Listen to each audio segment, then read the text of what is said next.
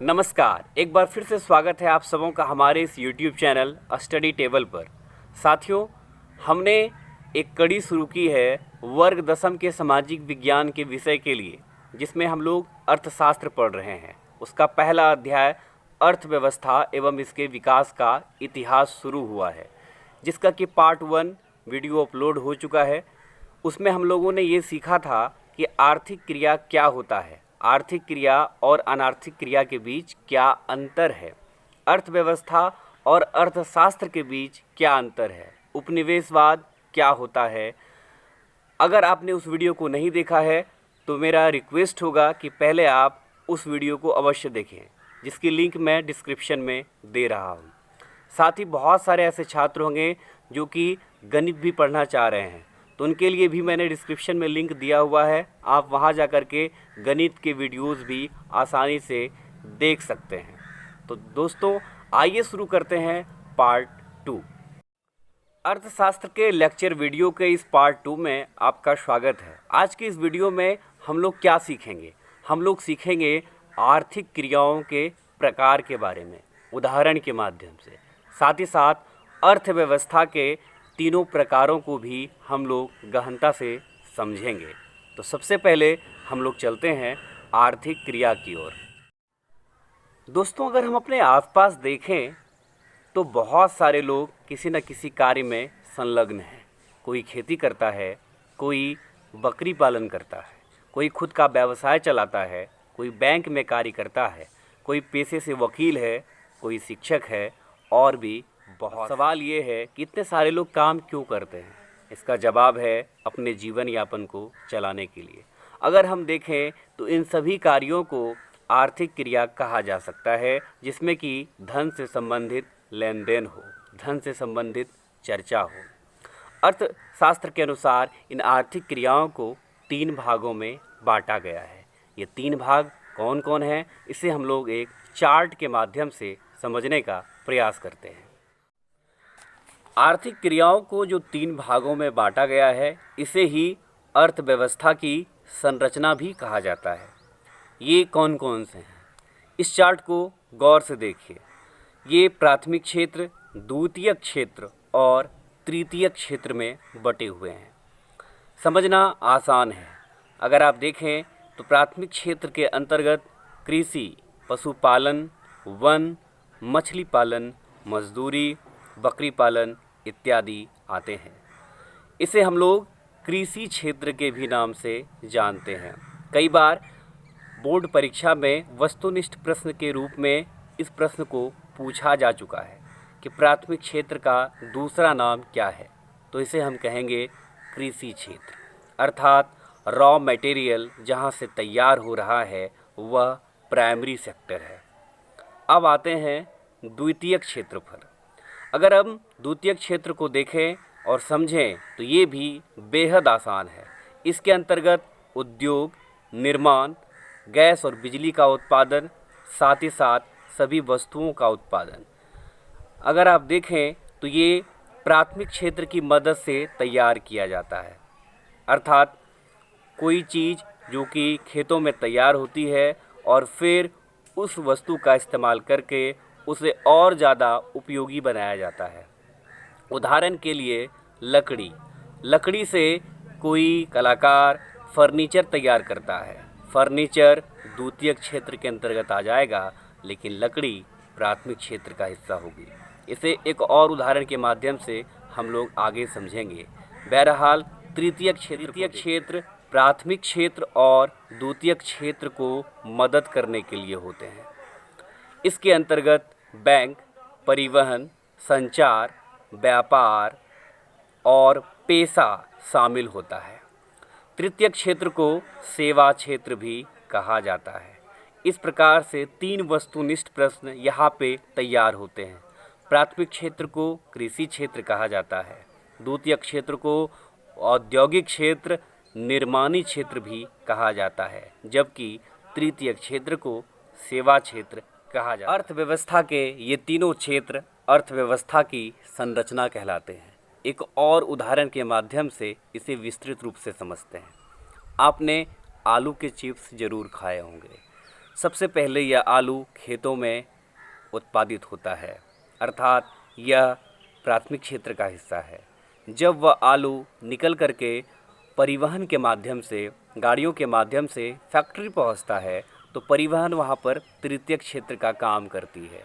और वो आलू जब फैक्ट्री में तैयार होकर के चिप्स बनता है, तो वो चिप्स बनने की जो प्रक्रिया है वह द्वितीयक क्षेत्र का हिस्सा हो जाती है। तो कैसे हम लोगों ने एक उदाहरण के माध्यम से इसे आसानी से समझ लिया।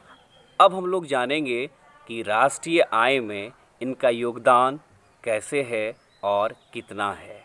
सबसे पहले इसको जानने के लिए हमें राष्ट्रीय आय को समझना होगा। क्या होता है राष्ट्रीय आय?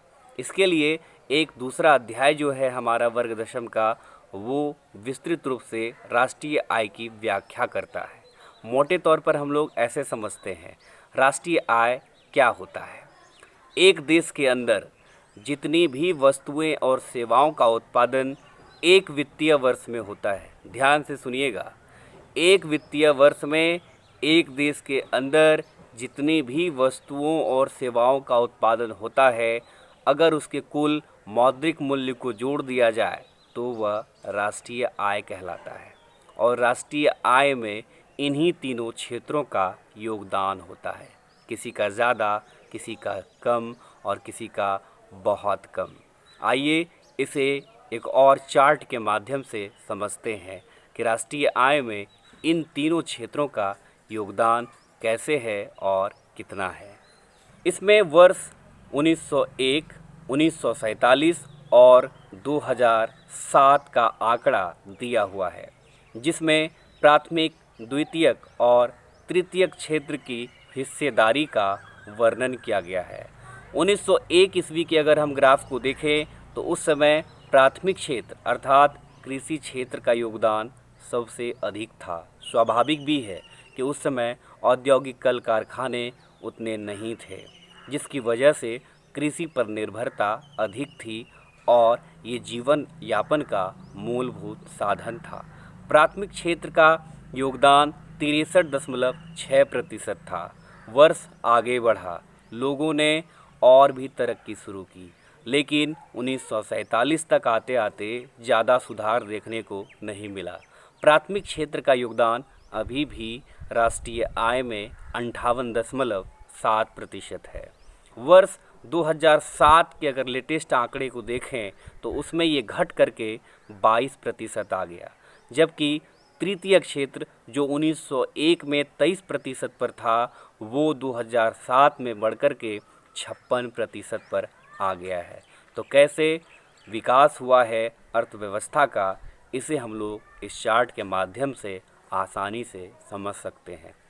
एक और आंकड़ा दिखाते हैं आपको, जिससे आपको समझने में आसानी होगी कि राष्ट्रीय आय में विभिन्न क्षेत्रों का योगदान हाल के वर्षों में क्या रहा है। इस आंकड़े को देखिए, इसमें 3 अलग अलग वर्षों का एक्चुअल डाटा दिया गया है, जबकि वर्ष 2013-14 के लिए एक अनुमानित आंकड़ा प्रस्तुत किया गया है, जिसमें कि प्राथमिक क्षेत्र का योगदान जो अंतिम आंकड़े हैं 2012-13 के, उसमें तकरीबन 14% के आसपास रखा गया है। द्वितीयक क्षेत्र का योगदान राष्ट्रीय आय में 27.3% है, जबकि तृतीयक क्षेत्र जो कि सेवा क्षेत्र के नाम से जाना जाता है, इसका प्रतिशत बढ़कर के तकरीबन 59% हो गया। हम लोगों ने चार्ट के माध्यम से राष्ट्रीय आय में ये जो तीनों क्षेत्र हैं, इसका योगदान किस रूप में है, कितने प्रतिशत के रूप में है, इसे आसानी से समझ लिया। अब हम लोग चलते हैं अर्थव्यवस्था के प्रकार की ओर। अर्थव्यवस्था, जिसकी चर्चा मैंने पिछले वीडियो में की थी कि अर्थव्यवस्था अपने आप में कोई कंप्लीट वर्ड नहीं है जब तक कि उसके साथ कोई देश या समाज ना जोड़ा जाए। जैसे हम कहते हैं फ्रांस की अर्थव्यवस्था, भारत की अर्थव्यवस्था, तो उसका एक कंप्लीट सेंस निकलता है।